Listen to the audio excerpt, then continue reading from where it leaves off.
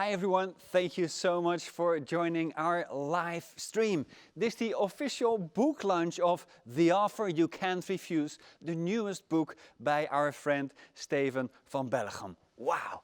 My name is Jim, I'm your host for this session. Steven, of course, is here in the building. He's backstage right now. First, let me take care of some housekeeping.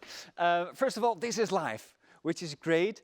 It's also kind of exciting, and it means that it's interactive. So you can ask questions to Steven. So if you've already read the book or you have an interesting question, feel free already to type it into Slido. That way I can read it out to Steven later on in this program. And there's also a chance for you, if you're joining us via Zoom, that you can ask your question on video. But I do urge you, I ask you to turn on your video, because that makes communication way better for us all. Right, so as I said, this is the official book launch. Steven is going to give us like a fireside tour across the book, and then there's the Q&A. So it's time for me to introduce the man who needs no introduction. Of course, you already know that he writes bestsellers. Think about When Digital Becomes Human, The Conversation Manager. You also know that he speaks at big events. Chances are that you've seen him at work in the Netherlands, in Belgium, in Miami, wherever. And thirdly, he's one of the few people who can say that he was the opening act of Barack Obama in 2018. Ladies and gentlemen, please welcome Mr. Steven Van Belleghem. Yes. Thank you. Mr. Welcome. Thank you. Woo, people are clapping. Yeah. That's so nice. So, this is the book launch. It is, yeah. Wow. And we're doing it in a digital way. Is this something that a year ago you would have thought? No.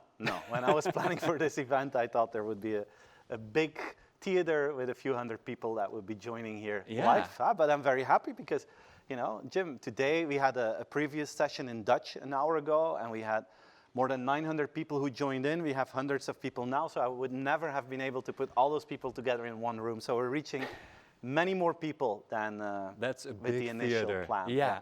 So without further ado, just take your time, just talk us through the book, and I'll join you for Q&A. All right, Good luck. Thanks, Jim. Hi, everyone, welcome, thanks for joining in. I can see some of you, I see Patrick, I see Cedric, I see Tante Mieke from San Francisco joining in, I see people from Canada. So thanks for being here, thanks also for your kind messages on social media the last few days. That was really very kind to see. So I hope you're gonna have a good time, thanks for being here. The offer you can't refuse. Many people ask me, Steven, did you use that sentence because it was used in The Godfather? And you probably know the meaning of that sentence when they used it in The Godfather. Well, I can tell you this book is not about how to kill someone or how to murder people. That's not what it is about. It's not where I found the inspiration. And actually, the initial usage of the term "the offer you can't refuse" was used for the first time in 1932 with this movie Burn 'em Up Barns, which is a movie about an oil field, and people wanted to buy that oil field. And in that movie, they used "the offer you can't refuse" for the first time in the meaning that I would like to use it as well. And this is a story about the future of customer experience. This is a story that brings hope, that gives positive energy, and that, you know, invites companies to think about how can we eliminate barriers for customers to do business with us, and how can we add value on a number of set of dimensions. How can we add value on different layers to make sure that people will buy from us and that they will like to buy from us today, but also in the future. Look, I'm convinced that this is a turning point in human history, what we're seeing right now. And I think that we're at the beginning of a new wave with new customer behavior and new customer expectations. And if you look back in the old world, the new minimum to be in business was having a good product, a good price, and a good service. Well, I think this has changed. And in the past 10 years, digital convenience became part of the new normal. And digital convenience was created by technologies like mobile and social and 4G. And many companies, mainly the big technology companies, they took us on this road. Amazon, Booking.com, Zalando, Apple, Google, Alibaba, they all created this almost, you know, perfect transactional relationship between them and their customers. And because of that, today, this is just the most natural thing in the world. If you have digital convenience, good. If you don't have it, you're in deep trouble. And over time, we will see that, of course, digital convenience can be a little bit stretched. We're in the middle of this evolution, and we've seen this in the last few years. We've seen how companies like Amazon introduced the dash buttons, one click to order a product. We've seen how McDonald's completely reinvented the way that you go to their restaurants and how you order food. We've seen that the unscalable became scalable, like personal coaches. In the past, you had to go to find one and you had to spend time with that personal coach. Today, this can be scaled thanks to artificial intelligence and our mobile phones. We saw the rise of voice assistants moving from a one-click to a zero-click interface. And then COVID-19 hit the planet. And I still call 2020 the year of the biggest digital training course in human history. Everything we do is now digitally. Look at us here tonight. I see your faces on a screen. I could never have imagined that it would be like this. But I'm convinced that the person who invented the Zoom interface or the Teams interface, that person must have been a huge fan of the Muppet Show. Because if you look to the way that the Muppets organized themselves, it is exactly the same as we are organizing ourselves today in Zoom or in Teams meetings.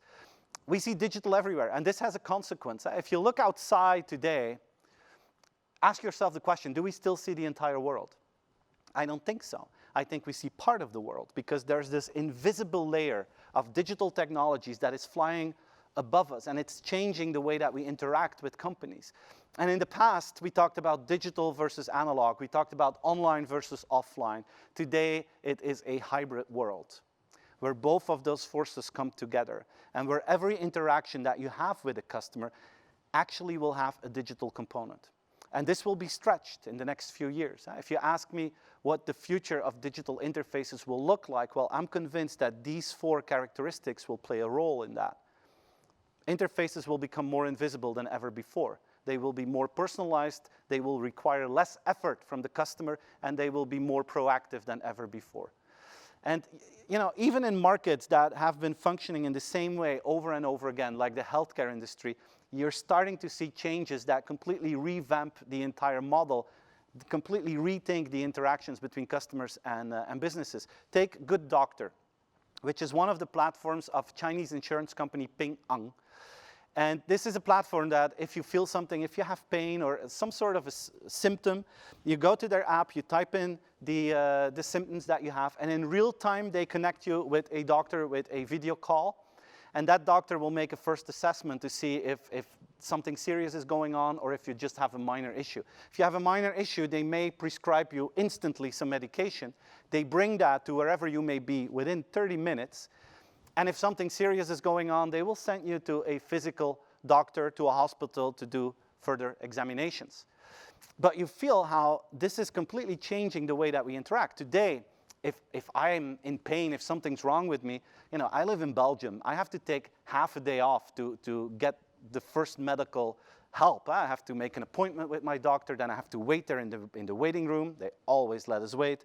Then you have the examination, then you have to go to a pharmacy to get the medication, then you go back home. It takes me half a day. And because of that, I'm not that eager to go instantly to a doctor. What if I can do that with a screen and a touch of a button? Well, apparently that's very popular because about 300 million users are now working with Ping An. And they're also bringing this back to the physical world, that they're using this idea of a hybrid world. These are like phone booths, old-fashioned phone booths, but now they're mobile clinics is what they call them. You go in, and then you have a screen and you have a video call with a doctor, and if the doctor prescribes you certain medication, you go to the other side of the mobile clinic and you instantly get your medication. So it's a complete new transactional model, and what they're trying to do is optimize every detail of the customer journey. And you can look to all different kind of interfaces that you see. They are more user-friendly than ever. Take drones. I still remember my first drone I ever had. My children still talk about that because I was playing with it in our garden, and within 2 minutes, that drone ended up in a tree, and we never, ever saw it again. But today, I have this Mavic Mini from DJI, and it's extremely user-friendly. Like a few months ago, we had this family reunion, and they asked me, Steven, take a picture with the drone. And I could do it. It's easy as hell to do it. I still have to train a little bit, but it's a lot easier than in the past. Transactional optimization. Digital convenience is becoming the norm, and because of that, it is becoming a commodity. So question is, what is behind that? And you feel how customers are now having other expectations towards organizations. And you need to build upon that. And I work with 2 dimensions, and this is the core of the Offer You Can't Refuse book. I work with these 2 dimensions and ask myself the question, how can companies become a partner in life of organizations, and how can they add value to society? And the combination of those 2 dimensions, in combination, of course, with the minimum needs, creates the offer people can't refuse. Now, before I dive into how to create the offer you can't refuse, I want to do a small experiment with you guys, and I'm counting on my virtual audience here to participate in this little interactive exercise. All of you know that I'm a huge Disney fan, so there's always a little bit of Disney magic in my presentations, and today I chose for Aladdin. And you all know the story, right? You find the lamp, you rub the lamp, then bam, the genie pops out, and you get 3 wishes. The genie is like, you are my master, here are your 3 wishes. And you all know the rules, right? You cannot ask for more wishes, that's not allowed. You cannot ask someone to come back from the dead, that's not allowed. And you cannot ask that someone falls in love with you. All other options are open. So have you ever thought about that? What would be your first wish? I perfectly know what my first wish would be. There's no doubt I know it perfectly. Do you know your first wish? I'm going to do a small test, and the people that are in the Zoom meeting can raise their hands if they recognize their own answer in the options here. Is there someone who asked something for himself? That's what I did. You can raise your hand if you do. Okay. We can be honest here. It's a small group of people together. Or maybe you asked something for your children, friends, or family. Okay. Cool. And is there someone who solved the world problem? We have 1 person who solved the world problem. That is fantastic. All the others could also have solved the war in Syria. You could have ended COVID-19. You could have granted Belgium a good working government. But no, you decided to choose something for yourself or your children.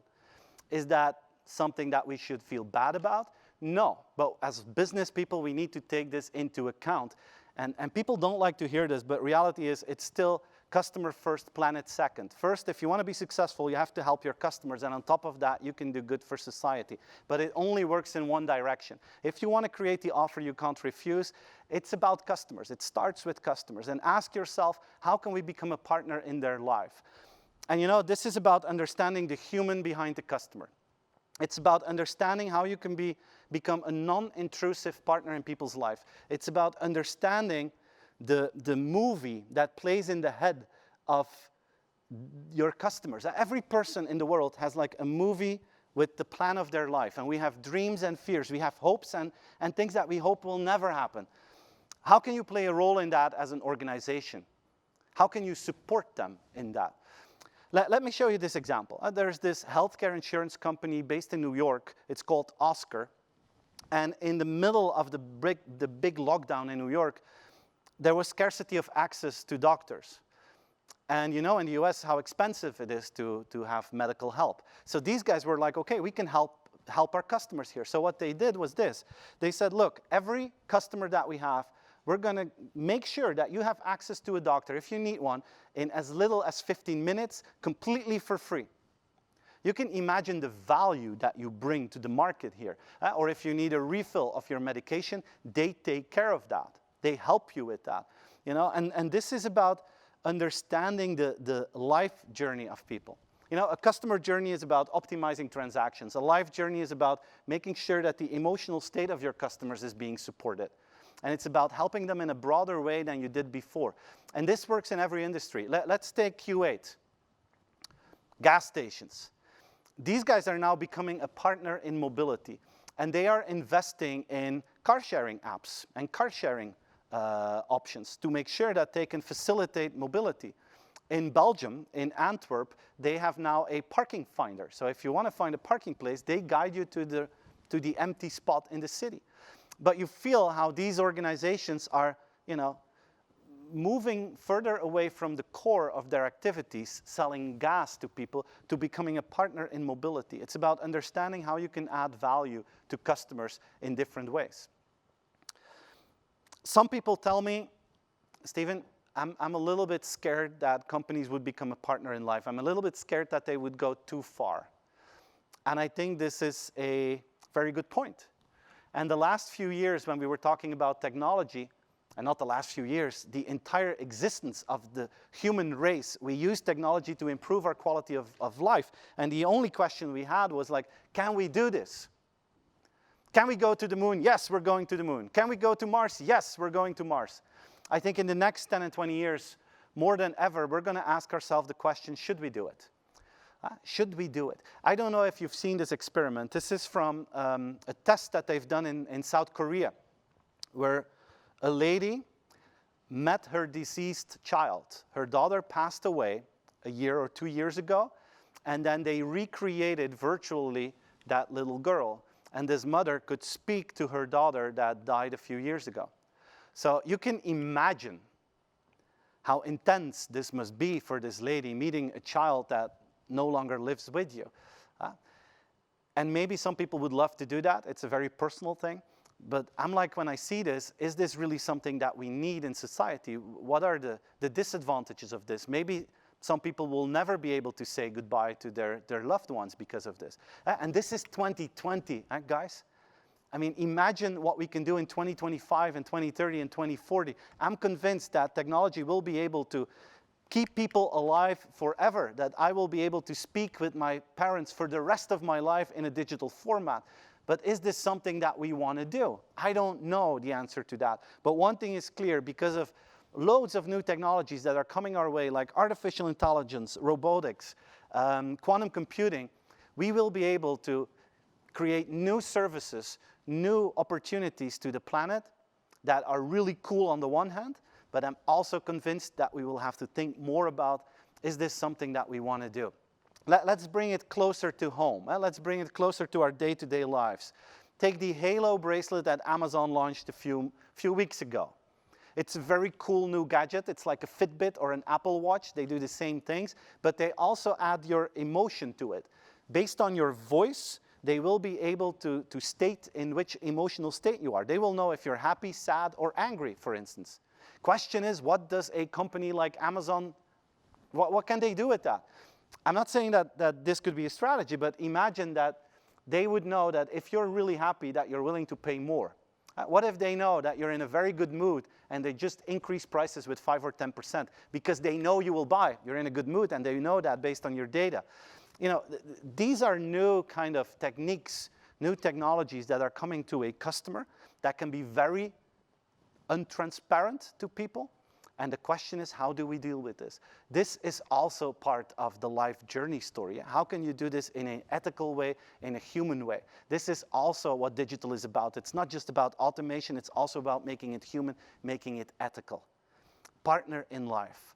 And then you can build the top of this pyramid, the top of this model. Can you change your world?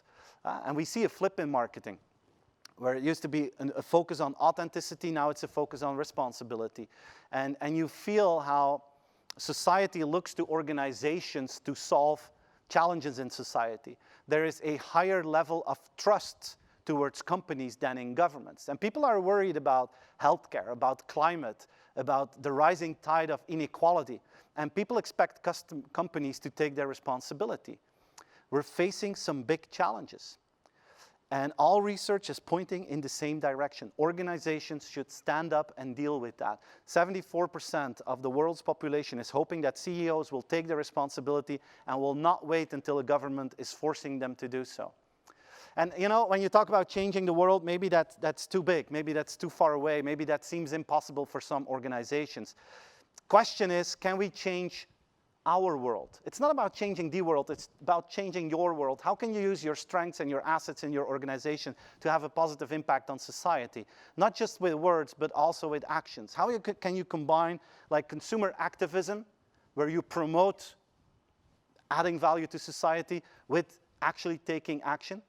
I want to show you this example here. A company called Max.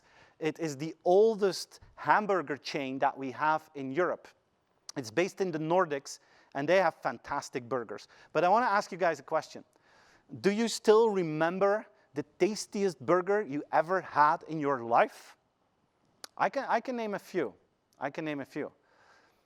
But the question is, in how many cases was that a burger without red meat? For me personally, my best burger ever was definitely with red meat, and I think the same goes for many of you. And this is the problem for this company Max, because their ambition is to become climate positive, not neutral, but positive. And to succeed in that, they have to make sure that more than half of the burgers that they sell are actually non-red meat burgers, because red meat is bad for the climate. And they succeed in this. And if you will go to their website, you will see how they invest in high-quality products that are non-red meat products. They invest more than any other hamburger chain in good chicken products with fish or plant-based meat. They have all these alternatives that are really, really good. And if they have a certain product where they cannot be climate neutral or positive, they alternatively start to plant trees to make sure that they overcompensate. And if you go to their website, you will see that they're extremely transparent about this whole process. But this is typically a company that is talking about it and is also doing it. They are changing their world. And that's the top of this model. Huh? How can you build different components, different layers, to make sure you remove all barriers for people to do business with you? And how can you make them excited on multiple levels in your organization to give them an offer they can't refuse? Look, it's a very interesting year, and people expect more than ever. People expect that things go well, and people expect you to do more for the customers these days. And they also expect you to take your responsibility towards society. But don't forget your first wish. Don't forget Aladdin and the genie, because this model only works bottom up. And some companies come to me, like NGOs, and they say, Steven, we're saving the planet. Why aren't we reaching more people? Well, the answer is usually the bottom of the pyramid is not good enough. Your digital interfaces are just not good enough, and because of that, you only attract a small group of idealists. But to reach the mass market, this model only works bottom up. And this is my invitation to you guys. Think about these different layers in your own organization. Think how far you are. Think where you need to invest more, where you still have some opportunities to grow. And I would like to end with this slide. I use it in all my presentations. It's an invitation. It's an invitation to dream about what is possible. Dream about 2025 and ask yourself, what are options? What are strategies? What are actions that I could do to really create that offer people can't refuse? Reverse your way back and start building it to win the heart and the business of your customers over and over again, and to give them an offer they can't refuse. This is what I had to kick off this event for all of you. I hope it was a good start of the event, and thank you for listening. And I'm going to invite Jim back to have a conversation about it. Awesome. Wow. What a great kickoff. Yeah.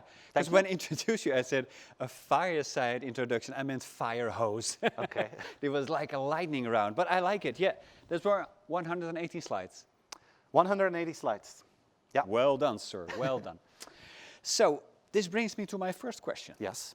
What if everyone reads this book, do as you say, becomes a partner in life? How can we differentiate then? If that happens, Jim, I can retire. Then it's mission completed. Okay, we can go home. My passion is to make sure that companies become more customer-centric. So if all of them have great digital interfaces, they become a good partner in life and they save the planet, we're done. Okay. I can retire. Yeah. On a more serious note, I think that a lot of companies are working on these dimensions. So that's the good news. But most companies think that investing in customer experience is about investing in processes and making sure you have a good process ready. Right. And once you have it, you're done. I believe that's the minimum requirement, and it's not the differentiator. I think the differentiating aspect really comes from inside, from the DNA, from the identity.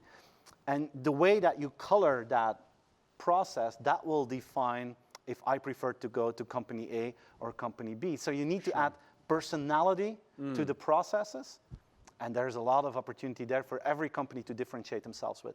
Sure. The tools are out there, but how you use them, that's up to your brand, your people. Yeah. All right. And this partner in life concept, I really like it. There are actually some brands that I really relate to. Okay. But how many partners in life is one allowed to have? Legally one, Jim. Yeah. Okay, yes. Yeah, legally yes. one. Yeah. But in an organizational point of view, there are different kind of partner in life companies today. If we look to Asian markets, take China or Singapore, they have WeChat, they have Grab, which are super apps. And basically, they take care of everything. Your financial stuff, your e-commerce, your insurances, they take care of everything. So you only need them. It's an extreme version. If you look to a lower level, every human has needs: financial services, mobility, safety, healthcare. Yep. Now, on each of those dimensions, you could have a company that becomes a partner in life. A bank, for instance, could evolve from having a good transactional app to really helping you as a broad payment platform or a broad investment platform, or just relieving you from any concerns you may have financially. And on the lowest level, I think every organization should ask itself, what are we selling to a customer? And then proactively try to understand what could be certain barriers and what could excite them. And if you proactively remove the barriers by adding other services, by communicating better, if you know what excites them and you double down on that, even if it's beyond the core of what you sell, every company can make a difference. Yeah. But it's a non-intrusive partner in life. You don't want companies to be all over you all the time. You play the main role in your film, and companies should support you to make sure that that is a film that you really love to play in. I'm the star. You are the star of the show, yeah. Right, okay. That's a very helpful analogy. And also, many times when we talk about brands that are doing a great job or that are loved brands, we look at those consumer brands like Apple, of course, Disney, love them. But let's say that people who are watching right now are in a business-to-business context. Do the same rules apply? Yes. I don't see a difference for any market. Take the model, the offer you can't refuse model. It's about having good product price, obviously. Yeah. Digital convenience. I mean, in the B2B world, this is the point where many organizations are now becoming stronger, investing. Partner in life, I think that is, by definition, the core strength of a business-to-business company. They know their customers, they know what's going on, and they try to bring as much value as possible to the table. And then you have the top of the pyramid. Can we make a difference there in terms of sustainability, for instance? Really crucial in many B2B environments. But maybe someone is listening and is saying, hey, Steven, in our markets, it's just product and price. Yeah, and that's fine. That's the best news of the day, because that means you only need to invest in the layer on top of that, digital convenience, to make a difference. If you do 10% better than the others, then you already can make a difference. That's true. But there's one danger. That is that you could become the fastest snail of the snail race. Some B2B companies, they are so focused on their direct competitors left and right of them, and they say, hey, these guys aren't doing anything in digital. We're ahead of them, but you're still slow. You're still a snail in the snail race. And you could be surprised by others, or you could be surprised by new movements in the market that suddenly it becomes necessary to go to the top of the model. And you told me that close to the place where you grew up, you actually found an example of a company that does really well. Absolutely. Which company are we talking about? Verstraden IML. Verstraden and I'm IML. so happy, Jim, that I can actually have an example of the town where I grew up in Maldegem in Belgium, that I could find an example of a company that is really worth writing an interesting piece about on the book. Yeah. And I went to them, and they have a challenge because they're printing on plastic, and suddenly their big clients are like, we don't want to have plastic anymore. But they solved that. And I went to them, they have the solution, and I suggest we let them speak on what they did. Let's look at this video. Hi everyone, I'm here at Verstraden IML.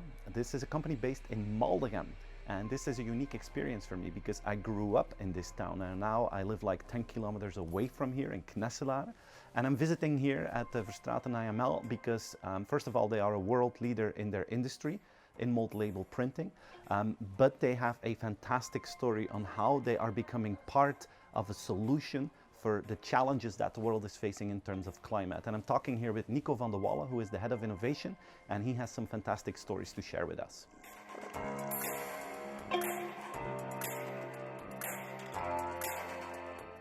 As you know, we have many challenges, but one of the biggest ones these days in our business, the plastic packaging industry, is the war on plastics and the transition from a linear to a circular economy.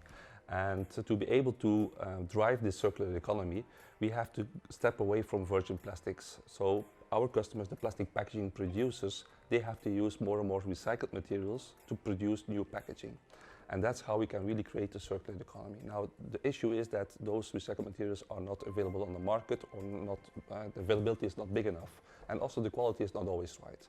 Now, to offer a solution for that and to be able to drive a circular economy, Verstraden Multi-Labels took the initiative, and together with a couple of companies, we were among the founders of the Holy Grail project. Now, the Holy Grail project is everything about intelligent sorting. Intelligent sorting so we can create high quality recycling streams that can be reused again. And how do we do that? In our business, being a printing company, printing in-mold labels, we print interactive in-mold labels. Now, interactive in-mold labels are labels which actually hold a Digimark barcode or digital watermark. It's a hidden code, so the whole package becomes one big code and holds the digital recycling passport. Now, new developed sorting machines, which we are currently developing with partners, they pick up that digital recycling passport, and that allows them to have a more efficient, a more intelligent sorting out of plastic packaging, and that results again in high quality recycled materials. And that's what Holy Grail everything is about, intelligent sorting. Now, you know us, we take it always one step higher. With the same technology, we can also make the packaging, like I said, intelligent, and that can also be used at home.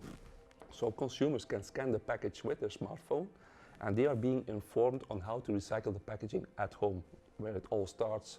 And you can do that with scanning a logo, but you can also do that with augmented reality. So our happy cow, sometimes called the holy cow, comes alive and will invite consumers to be good for nature and recycle the packaging.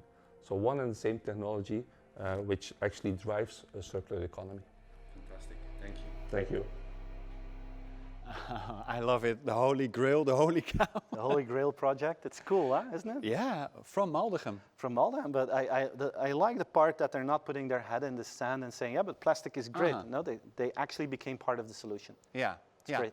Which is also very entrepreneurial. It is. I mean, the entrepreneurs that I meet, they have all these ideas, right? They go to bed, they wake up with another idea, but sometimes they can drive you crazy.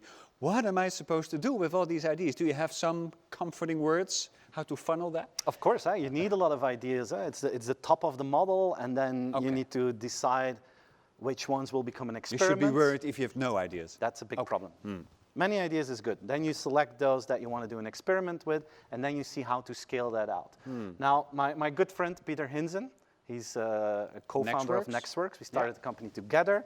And I'm very proud that he wrote a chapter in my new book exactly about this topic. He created a model called the hourglass model to actually help companies to better fill and manage that innovation funnel. So I would suggest that we let Peter explain it. He's very good at it. Okay, the master himself. Yes. Hi everyone, I'm here in the Apple Chapel of Peter Hinson. Peter wrote one of the chapters in my new book, The Offer You Can't Refuse, and I'm here to interview him about those ideas because I want to share them with all of you.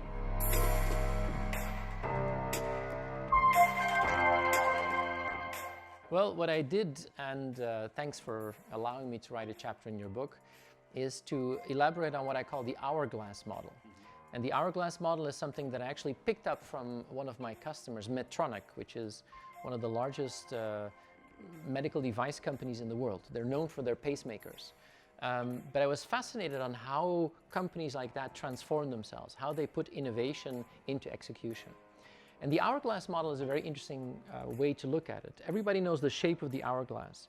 There's the top of the hourglass, and this is your wide lens. This is where you look for ideas and inspiration.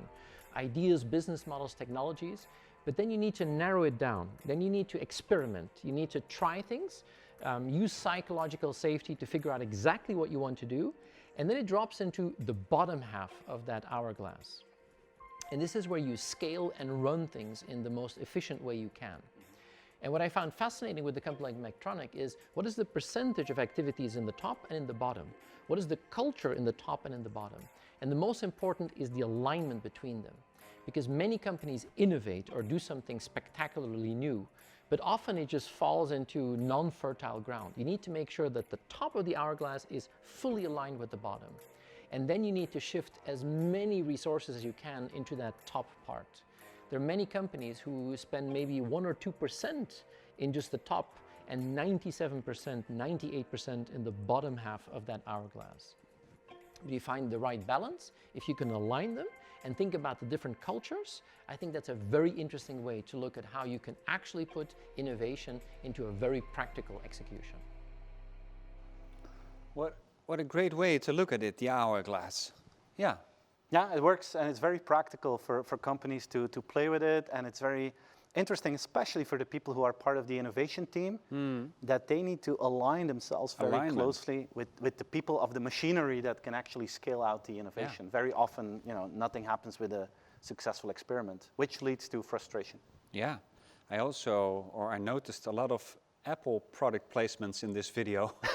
Yeah, Peter owns the largest collection of Apple computers in Europe.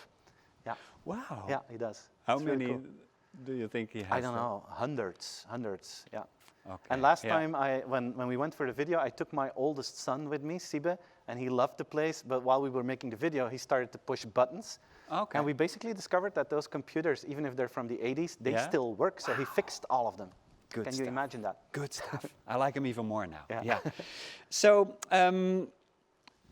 we meet each other a couple of times a year, usually on stages, and then you blow everybody away, but something happened last March. We had a small incident. A little disruption came your way.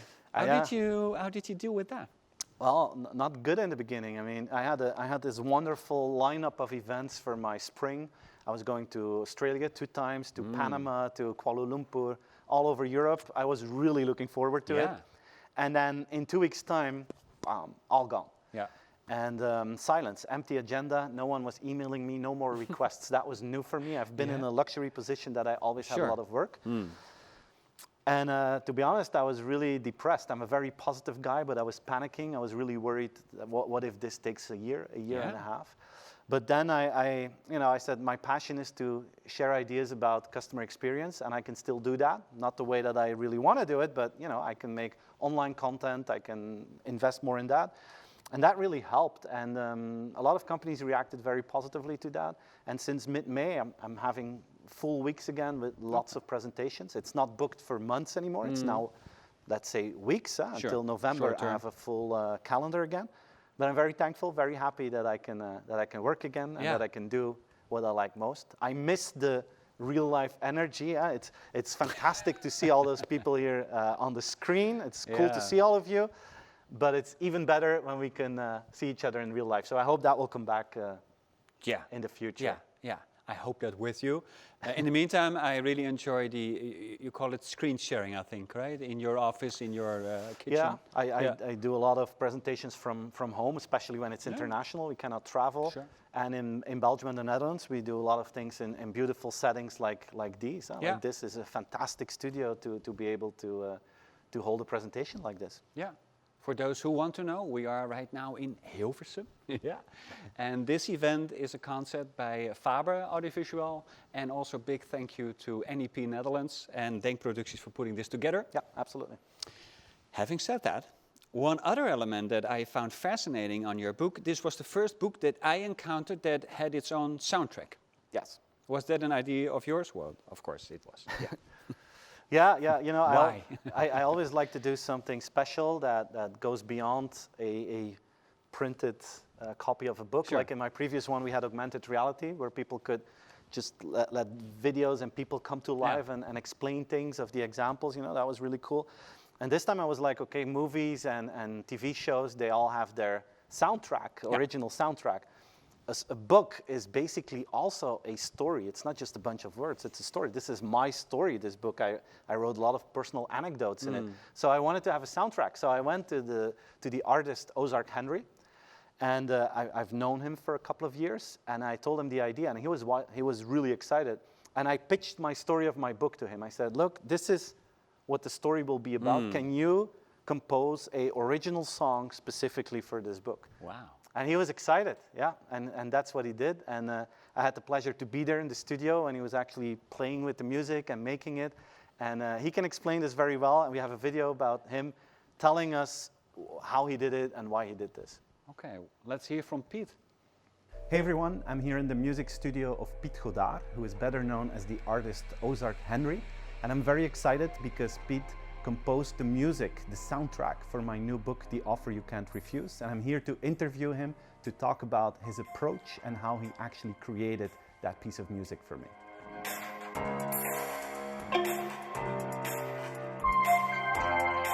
First of all, it's the first time I've ever done anything like it. But I start the way I would start for any commissioned work. I look at what is the script first, and then I try to find what is the main thing that I could underline using music. And I thought it was the pressure of time. There is no time to wait. Things go on, and or you're in the story or you're not. You're in or you're out. And that was for me the frame of what became the tune or the soundtrack to your book. Immersive sound is a 3D audio format, meaning it has the same qualities as natural sound. We are immersed by sound all the time. Our brain understands a 3D audio format way better than any other format. I am working in that format for, I think now 6 years. I'm very passionate about it. And I think it makes way more sense if you're passionate about sound or about audio to work in that format. Why? As I said, your brain understands the format way better. Your body reacts to the sound before you think. So the way in is, it feels way more emotional, it feels way more personal. It's almost as if you're listening with your full body. Listening and reading with your full body. Isn't that nice? It's very nice.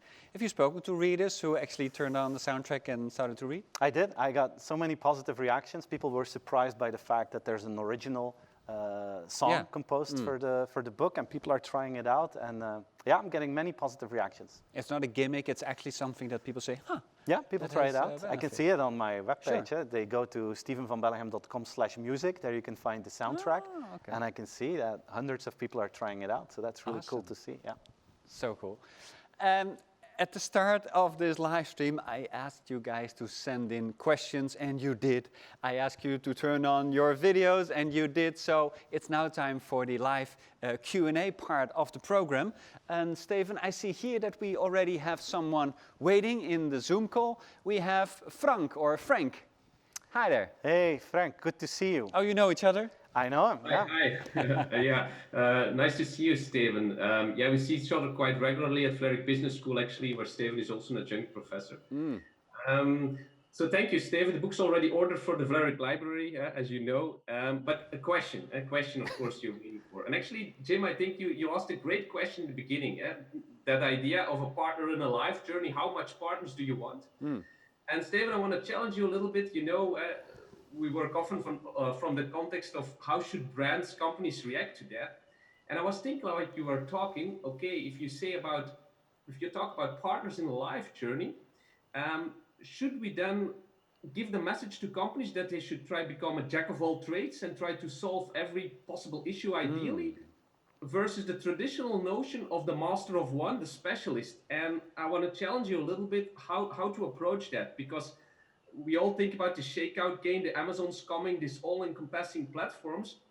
But so my essential question is, and it's a little bit recapping Jim's question, if we go back to business and we're a local player or with a player in a specific niche, should we aim to that all-encompassing battling the Amazons platform model, or are there other ways out? So what are your options there? Yeah, thanks, Frank. I'm glad you asked it. I love to clarify.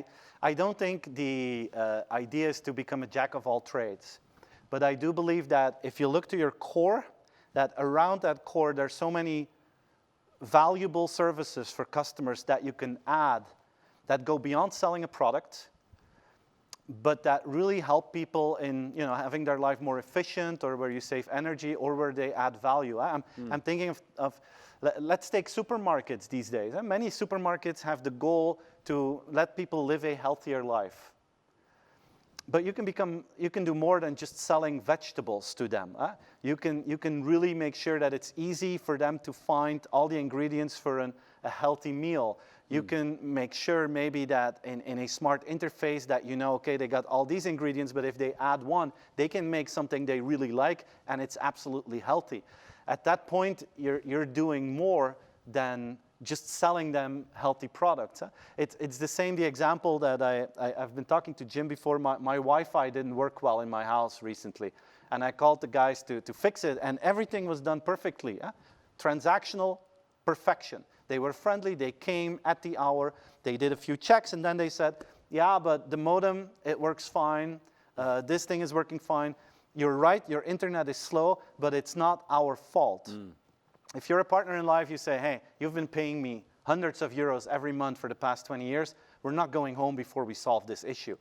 Then you're not a jack of all trades, but you are partnering with me to add value in my life. That's the meaning on the lowest level, which I believe is the most valuable one. Of course, you have the big partner in life, things like I explained to Jim. But on this lowest level, I think there are many opportunities. But you don't have to become crazy. It's about knowing the core and building value around it that goes beyond selling the product. That's, I think, the core of what I mean. Okay. Can you agree with that? Do you agree with? You got the thumbs up? Yeah, I got the thumbs up. Frank, thank you so much for asking a question. Big shout out to Vlerik Business School. Yeah. Another question is from Bob. Bob says, what are the big changes you expect in the supply chain domain in the coming years? Yeah, it's a very good one. If you look to supply chain, for instance, to deliveries, home deliveries, we see a trend that it's going faster and faster and faster, right? If you look in delivering of goods. Look at China. I remember last time I was there 2 years ago, the average delivery time was 29 minutes. And we went to JD, the Amazon of China. They said 30 minutes is not good enough. We want to do lightning delivery, which is within 5 or 7 minutes. And the way that we can do that is to predict what people want to buy before they actually buy it. So on the one hand, and that's part of the answer, on the one hand, I think it will go faster and the needs to speed up will increase. On the other hand, I also believe that it will be slower, but a different kind of slow than what we used to. I buy a lot of products online, and sometimes 7 on a day on 7 different platforms. And then the next day, we have 7 people coming to our house with 7 packages. To be honest, I don't always need those products the next day. I could perfectly wait until the end of the week and that we have a bundled delivery. Okay. What if we have the option? Sometimes we need things within the hour. Sometimes we can wait a few days. So I think that one of the challenges for supply chain will also be to make sure that you can have a slower but customer-friendly kind of delivery and logistics. And I think we're going to see both. And I think both will be a challenge for the supply chain. So you as a customer can choose between lightning speed or I'm not in a hurry, just make the most responsible choice. Make the responsible choice. I don't want to have a car just coming to my house because I need something. Let's do it together with the whole neighborhood and we'll do the pickup on Saturday. All right. Well, Bob, I hope this answers your question. And I'm looking to this part of the screen and there we see Patrick. Patrick. Steven, how are you? I'm fine. How are you? I'm fine. I hope you don't hear the children too much outside. They just went, there's a school next door. So no worries. It sounds pleasant. Well, first of all, again, congratulations on the great book.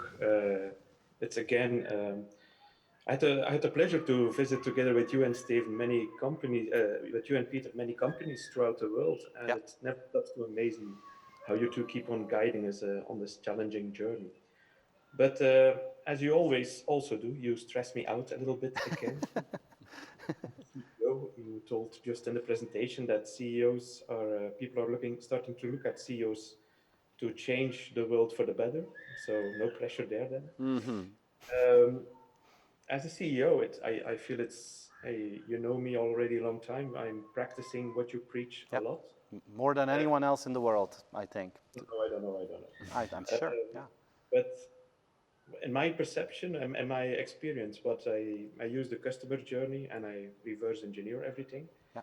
But I see the big challenge being my own company. In fact, we have a very agile and high tech and advanced company, and that's all okay. But culture-wise, it's not always evident to or easy to get everybody on board in this kind of thinking, in this mentality, and this vision that you share with us in your book. Do you have any tips or tricks aside from inviting you more in our business? How we can like change the culture or like move the culture more towards this kind of thinking throughout the company? Yeah, it's a very difficult one, Patrick, and I know you for a long time. You have many ideas and you implement them and you try, and he's serious. He tries everything, and you have to take that very literally. Everything, every case, every example I've ever talked about, he tried it out in his own company. Some worked, some didn't work, depending on the context. So I think... What is the name of the company? For Caria Group. It's a software company. Okay, yeah. And I don't know how well you are organized to let people play things like what I call the zero budget impact game, for instance. Imagine that you go back to your troops and you say, let's play the zero budget impact game, which means that you let them look for things that make your customers happy, but that don't cost anything, and make lists of that. And then let them select which ones you should work on and let them double down on it. And the other one is one that you work with. It's find the frictions that you create, list them, and look the ones that cost zero budget and let them play with it. And you know, why do I call it the zero budget impact game? Because the barrier is very low to start working with that. And if you do that over and over again and over and over again, and you let the people on their own make those decisions, and then you make like the wall of, you know, frustrations and the wall of excitement, it will be their wall. And I think it has to be their projects, their ideas, and that you support and facilitate them. I think that's the only thing I can say there, because I know you guys, and you guys are doing so many cool things, huh? Something to do tomorrow again. Yeah. Change the culture. But indeed... Thanks for being here, Patrick. Great job, Patrick. Awesome. Another question that is sent in using Slido. Okay. From Michael. He says, I would like to deliver value beyond financial profits, but this is the current metric globally. How can I change that? You can't. I think financial results will always be a metric, and I think they're crucial to survive as an organization. So there's nothing wrong with financial targets. There is something wrong if you only have financial targets. In organizations that come to me and they say, hey, Steven, we want to be customer-centric, but it doesn't work, and the employees are not, doing it right, I always ask them about their incentive system. And if it's 100% based on financial results, you can never be customer-centric, because then they will look for ways to optimize that and create as much value as possible for them. I think you need an incentive system that is based on customer satisfaction, on net promoter scores, where you incentivize people to actually make sure that you have happy customers. And it's a matter of balancing those two out. And there's nothing wrong with figuring out ways how to reach your financial results, but at the same time, daring to invest in customers. And the more weight you will give to the customer part, the better. And the most common metric, Michael, that is used is net promoter score, which is easy to understand. And I think the trick is to make it really work, is to make sure, if you use things like the net promoter score, is to make sure that every individual in your company knows how they can add value to the net promoter score. Right. Because I've seen so many CEOs, they're saying, hey, our net promoter score is now 15, it has to become 25. And the group is like, so what? They don't know what it means. If you want to make it work, you have to drill it down to a very personal and individual level and tell people, if you change this in your job, the net promoter score will be influenced. And then you can start to play with it, and then you can manage it, and then you will have results with it. Right. So you can change the meter. Yeah. Everyone in the company can. Yeah. And if you do the right thing, increase the net promoter score, hopefully financial profits will still go up. Yeah. Okay. Yeah, exactly. Well, Michael, thank you for asking a question. Thanks for the question. And I see Vladimir, who is ready with sharing his video. Hi, Vladimir. Hey, Vladimir. You have to unmute. Yeah, I think that we need to do that. We need to unmute you. Let's think positive thoughts. Unmute Vladimir, please. Vladimir. You have to unmute yourself, is what they're saying. Yeah, you did it. Hi sorry. there. Hi there. Hi, Steven. Thank you very much for a wonderful and insightful presentation. My congratulations with the book launch. Thank you. Looking forward to read it already. My question concerns the great brand communication in the digital space. As technologies evolve, customers become more and more empowered. They interact with each other in social media, in communities. They shape brand message and experience in social media. And companies have less power over brand message and in these digital communities. Yep. And I wonder how companies of the future will successfully leverage these empowered customers to make sure that the brand message is perceived as intended. Yeah, very good question. And of course, the real question is, if you come up with a brand message and your customers don't believe it and they change it into something else, then the question is what went wrong? Huh?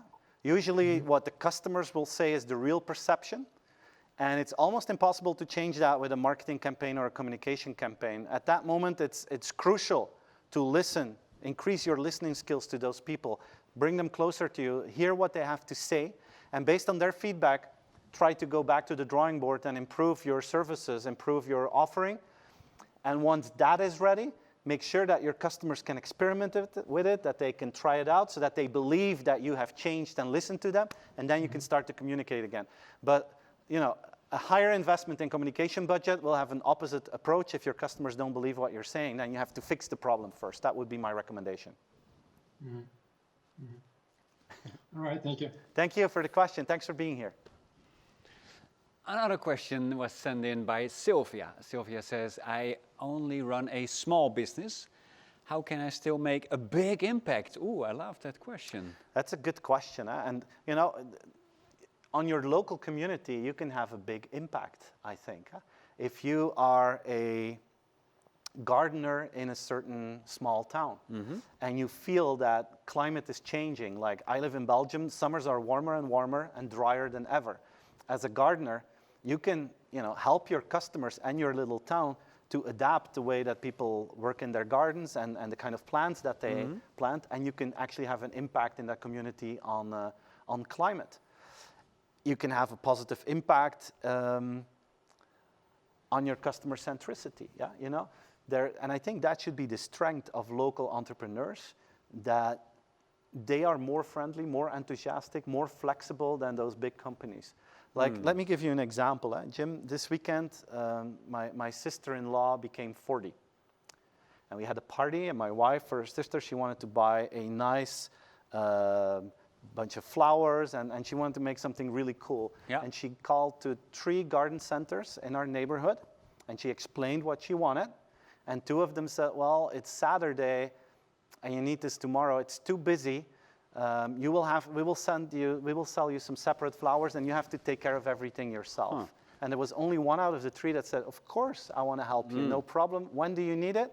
Oh, why don't you come by and tell me what you need, and then a few hours later you can pick it up, and we'll be happy to do that for you. Right. Where did we go? Where will we go back? Sure. 3 small entrepreneurs, 1 had a big impact on a customer. Yep. So you can have an impact on society by thinking big, but I think the first step as a small business is to think about having impact on every individual client and try to, do more than a big company would do. That's the mentality that you should have as a small entrepreneur. Local impact can be big impact. It can. All right. Again, I really believe Sylvia, thank you so much for asking this question. Another question from Sladio is by Christoph. Okay. Oh, very current situation question. He said, did the COVID crisis change your ideas about the offer you can't refuse? Because the book wasn't finished in March, right? No. I actually started writing in March. The plan was, my initial plan was that I would write the book during my travels around the world in airport lounges and airport seats. Is that your creative time, usually? It was the first time. It was the first time that I was planning to do it like this. Sure. But I was looking forward to it. I was mentally ready, and the book would come out in November. That was the plan. Then COVID came, and I decided to start writing instantly. But my research was completely finished before COVID started. Okay. So this model that I presented was completely ready, and I had some case studies ready. But of course, during those first few weeks, you know, there were so many emotions coming to me. There were so many changes in behavior. There was this jump in digital. I mean, it was like almost a time machine in digital that we jumped to 2030 in 8 weeks' time. So of course I had to take this into account. And you know, the ideas of the offer you can't refuse, I believe that today they are more relevant, more important than if there wouldn't have been a COVID-19. So my personal belief in these ideas is stronger than ever before. Sure. It's an augmentation of existing ideas. It is. Did you also have chapters on meetings, conferences, people getting together? No. Oh, okay. Thank God. You're very visionary. Yeah. Christoph and all the others, thank you so much for sending in the questions. Also, a big thank you to Dan, because I saw him cycling throughout the entire seminar. Dan was cycling the entire time. So this is the cool thing about these kind of meetings. Really impressive. So again, thanks to all the viewers and watchers for sending in those questions. Also, thank you for sharing your screen. Thank you to the crew. Faber, great job. Denk Producties, thank you so much. And Steven, thank you for writing another big impact book. It's my pleasure, and thank you, Jim, for being a wonderful host of the show. And thanks for everyone for being here. I really appreciate it. This means a lot to me that so many people were interested in my new story, and I cannot wait to see all of you again in real life as soon as possible. But for now, it was fantastic to see you digitally. I hope you're going to have a wonderful evening, and see you again soon. Bye-bye.